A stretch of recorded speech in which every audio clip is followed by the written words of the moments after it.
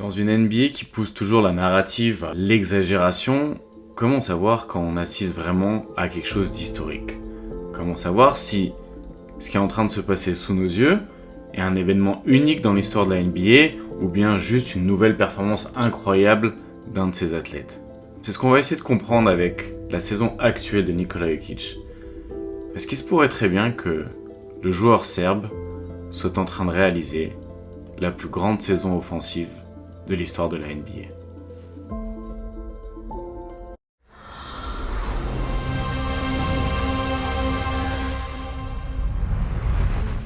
Last year he doesn't get the MVP. Shea gets it.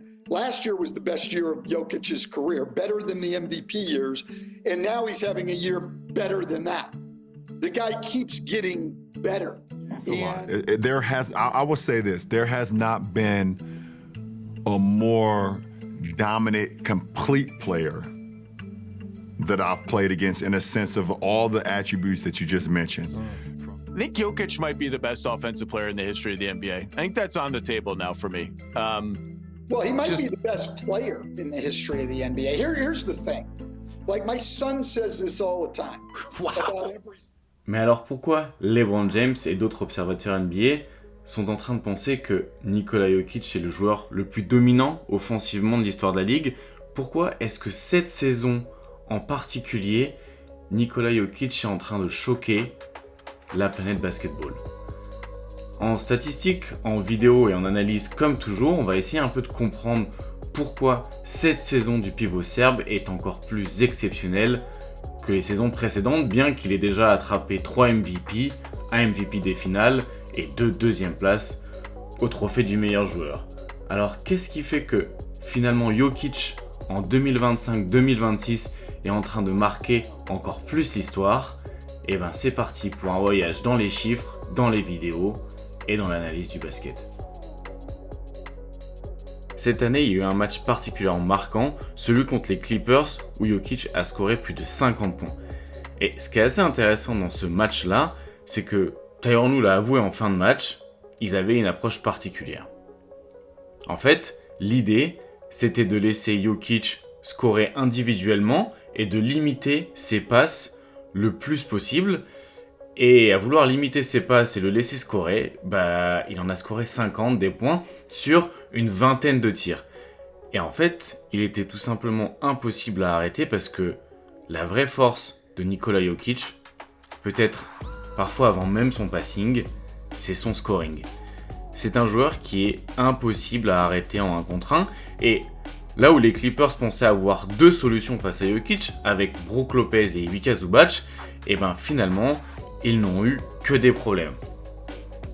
À vouloir constamment jouer en 1 contre 1, Jokic a été tout simplement OK sur le fait de ne pas transmettre le ballon à ses coéquipiers et a juste profité des situations d'isolation, des situations de post-up et des situations de pick and pop. Mais du coup, on peut se poser la question, à quel point Jokic est un scoreur extraordinaire? À quel point est-il plus efficace que la moyenne finalement? En fait, en réalité, quand on regarde les chiffres, Nikola Jokic est le joueur le plus efficace de l'histoire de la NBA. Sur toutes ces saisons que vous voyez ici dans le graphe, ce sont les 200 saisons NBA avec les plus gros usage. Voici l'efficacité de Nikola Jokic en 2025-2026. Et si jamais vous cherchez à savoir qui est le deuxième joueur le plus efficace de la NBA dans toute son histoire, c'était aussi Nikola Jokic en 2022-2023. C'est pour ça qu'il est impossible de l'arrêter en 1 contre 1 et c'est pour ça que c'est un moteur offensif hyper difficile à contourner. C'est un joueur qu'on ne peut pas laisser tout seul et le joueur qui profitera le plus des espaces qu'on va lui donner. Et cette saison, il a encore progressé, notamment dans son attaque du cercle. En fait, il est encore plus agressif qu'avant et il arrive à provoquer plus de fautes. Et il a aussi une bien meilleure efficacité au cercle. Alors bien sûr, peut-être que c'est aussi dû au spacing et à une meilleure optimisation par le coaching staff des Denver Nuggets de Nikola Jokic. Mais son efficacité atteint 78% au cercle, alors que la moyenne de la ligue est à 66%. C'est un joueur qui, finalement, comme beaucoup le disent, ne saute pas très haut, ne va pas toujours au dunk, et pourtant, rien qu'avec son toucher et ses bonnes prises de position au post-up, il est tout simplement inarrêtable. Et si vous êtes arrivé jusqu'ici dans la vidéo, c'est que vous adorez les stats. Et regardez cette statistique, seulement 46% des gens qui regardent nos vidéos sont abonnés à la chaîne. Et la semaine prochaine va sortir un des plus gros projets du Dreamcast Show. Alors je vous invite à vous abonner et à liker la vidéo si elle vous a plu. En fait, potentiellement, on a affaire au meilleur joueur d'isolation de NBA. Au final, le post-up, comme une isolation, c'est une situation de 1 contre 1 et Jokic est tout simplement inarrêtable là-dessus. Peu importe que ce soit un intérieur mobile comme ici Naz-Reid ou des joueurs plus grands comme Zubac, il n'y a pas de réponse parce qu'il y a un alliage de puissance, de footwork, de savoir-faire et de toucher incroyable. Une des situations qui le met très bien en valeur aussi, c'est ces situations, regardez, il est en post-up juste ici, il va renvoyer la balle pour la recevoir. Et là, il est dans une meilleure situation parce que le dribble n'a pas encore commencé, mais il est déjà au post-up. Et c'est aussi ça qui lui permet d'avoir augmenté son nombre de fautes provoquées sur tir, avec 15% des tirs qui provoquent des lancers francs cette saison. Il adore renvoyer la balle, puis la récupérer au post-up et attaquer sa match-up. Et encore une fois, on pourrait se dire, mais peut-être envoyer un deuxième joueur serait la solution. Et l'histoire a montré que non, parce que tout simplement, il peut profiter de tous ces décalages mieux que personne. On a donc un dilemme un peu insoluble parce qu'il y a beaucoup de tentatives qui sont faites. On essaye de mettre des extérieurs plus agressifs qui vont jouer bas pour essayer de le battre sur son centre de gravité, mais finalement, le centre de gravité de Jokic est assez bas et surtout son footwork et son habilité à être souple sur ses appuis lui permet d'atteindre le cercle dans toutes les situations. Et comme en plus dans les zones du flotteur, il est absolument inarrêtable, que faire face à ça? Parce qu'il n'est pas seulement efficace dans la zone du cercle, il est efficace dans toutes les zones du terrain. 63% sur le short mi-distance, 72% sur les longs mi-distance, 45% à 3 points comme l'année dernière, et en plus, une fois sur la ligne des lancers francs, il continue de punir avec 86% de réussite. Il n'y a donc absolument rien à faire. Et le pire dans tout ça, c'est que sur les tirs qu'il loupe, il a des rebonds offensifs. C'est un des joueurs qui capte le plus de rebonds offensifs. Il a une efficacité sur putback de 1,4 points par possession. Donc même un tir raté n'est pas forcément une réussite face aux Denver Nuggets, tant Jokic arrive à en profiter. Et avec son toucher, sa manière de se placer, il n'a même pas besoin de capter le ballon sur rebond offensif, juste de le repousser dedans une dernière fois pour juste finir finalement cette attaque. Toute cette présence au cercle, la capacité à se créer des tirs pour lui et pour les autres cercles, ça fait de Jokic une machine à attaquer la peinture. Voici un petit peu comment performe l'équipe de Denver avec Jokic sur le terrain. Ils ont donc la meilleure efficacité au tir et aussi une énorme présence au cercle. On voit que quand il n'est pas sur le terrain, ça dégringole et en efficacité et en présence dans la peinture. Mais ce qui est fou cette année avec Nikola Jokic, c'est qu'en plus d'être une machine sur demi-terrain, c'est devenu le plus gros moteur de transition de NBA. C'est absolument délirant, il est dans le 100e centile au chiffre de on-off sur turnover. Ça veut dire que par sa présence sur le terrain, pas seulement défensivement, mais plutôt par sa capacité à se projeter rapidement en attaque, il a fait de Denver, quand il est sur le terrain, une équipe très dangereuse en transition. Au lieu de se contenter de ralentir le jeu comme il est capable de faire, parce que, comme on l'a dit, c'est un joueur qui n'est absolument inarrêtable sur demi-terrain, mais au lieu de se satisfaire de ça, il fait même monter l'efficacité de son équipe en étant un moteur de transition, en jouant finalement un peu comme un quarterback et en lançant son équipe le plus rapidement possible. C'est aussi un très bon moyen de pallier finalement un petit peu au manque de spacing que peuvent avoir les Denver Nuggets avec Peyton Watson par exemple, ou même Aaron Gordon qui n'est pas encore un shooter d'élite. Et grâce à ce moteur de transition, Nikola Jokic fait rentrer les Denver Nuggets dans une autre dimension. En fait, que ce soit depuis des interceptions comme ici ou suite à un rebond, Nikola Jokic est un des joueurs qui génère le plus de transitions par sa présence sur le terrain, un petit peu comme un quarterback. Et du coup, ça permet tout simplement de faire de cette défense moyenne une équipe très dangereuse une fois qu'elle arrive à arrêter le ballon. Et finalement, dans un jeu qui va de plus en plus vite, avec de plus en plus de pression tout terrain, être un moteur de transition, c'est une nouvelle corde à cet arc offensif qu'a Nikola Jokic qui semble tout à fait complet. En fait, c'est même parfait pour tous ces joueurs qui adorent se projeter rapidement sous l'avant, et c'est souvent des très bons joueurs de transition avec qui il est entouré. Par exemple, Tim Hardaway Jr. qui sont allés chercher, ou Cameron Johnson que lui aussi sont allés chercher du côté de Brooklyn, sont des joueurs très efficaces en transition qui peuvent rapidement se projeter. Et comme on fait parfois face à une défense de zone où Jokic est situé en bas, et il peut jouer le quarterback rapidement. Et en plus de ça, Jokic c'est tout simplement le joueur qui attrape le plus de rebonds défensifs. Alors du coup, l'attaque de Denver avec Jokic sur le terrain, on est à plus de 130 points par possession, et même juste Denver de manière générale, on est 125 points par possession, la meilleure attaque de la ligue, alors que sans Jokic, on descend bien en dessous de la moyenne, avec à peine 112 points par possession. Donc tout simplement, ce joueur fait rentrer toute son équipe de manière collective dans une autre dimension offensive, et lui est totalement inarrêtable. On a bien vu les chiffres au scoring au début de la vidéo, c'est tout simplement imparable. Mais il y a une question que je me pose, est-ce qu'il a encore progressé à la passe ?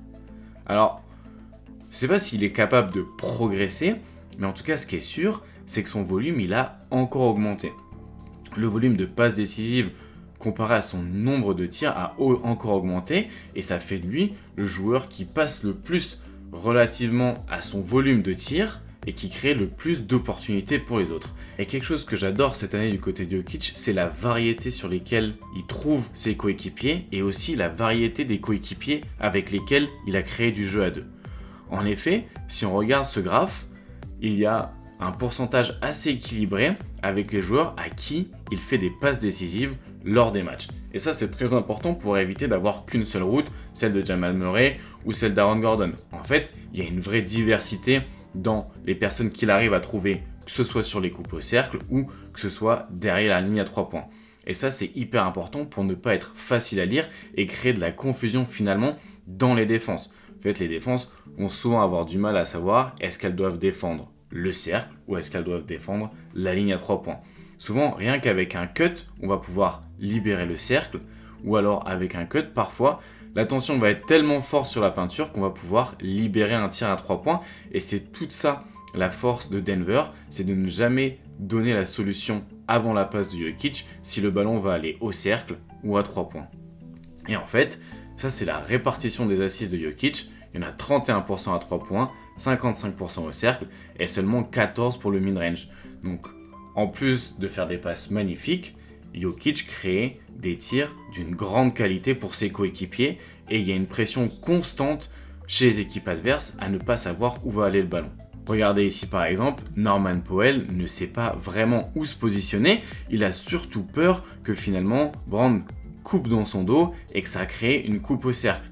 Dès que la coupe arrive, on a une énorme gravité de défenseurs qui viennent dans la raquette, mais en fait, le ballon était parti à 3 points et la défense est totalement piégée. Et c'est ce jeu d'équilibre, de manipulation qui est absolument incroyable parce que la défense ne sait pas comment défendre les coéquipiers de Jokic et c'est impossible d'anticiper où est-ce qu'ils vont aller. Et en plus de ça, il est impossible de défendre Jokic en 1 contre 1.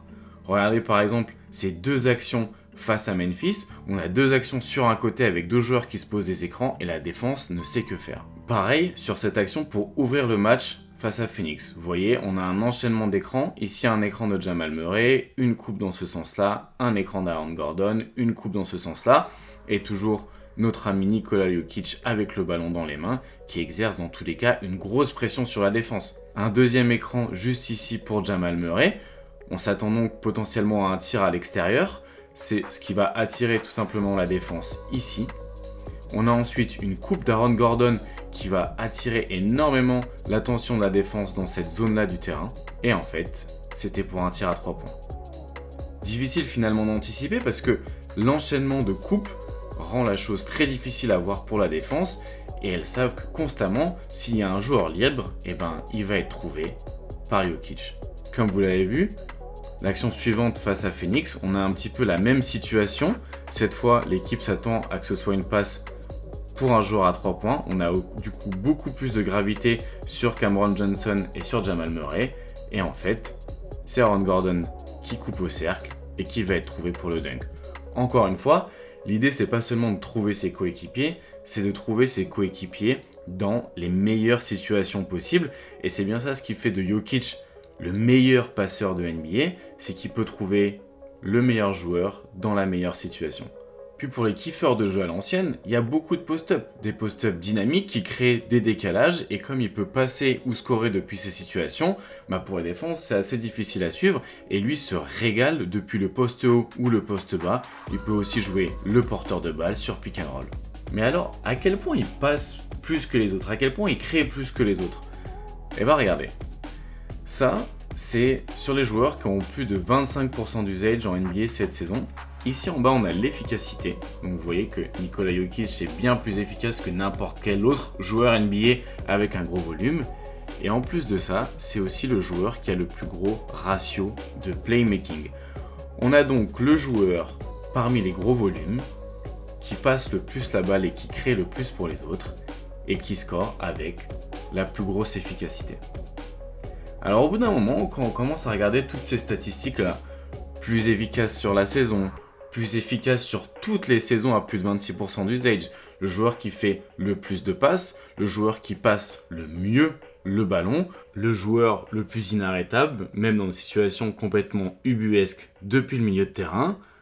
Donc on commence à avoir pas mal d'éléments, pas mal de chiffres qui nous laissent à penser que Jokic est en train de réaliser la plus grande saison all-time offensivement de l'histoire de la NBA.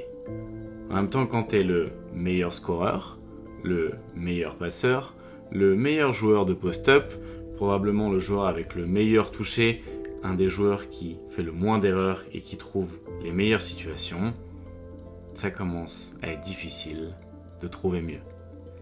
Moi je vous souhaite une belle journée, de belles fêtes et que votre vie soit aussi réussie que cette saison de Nikola Jokic.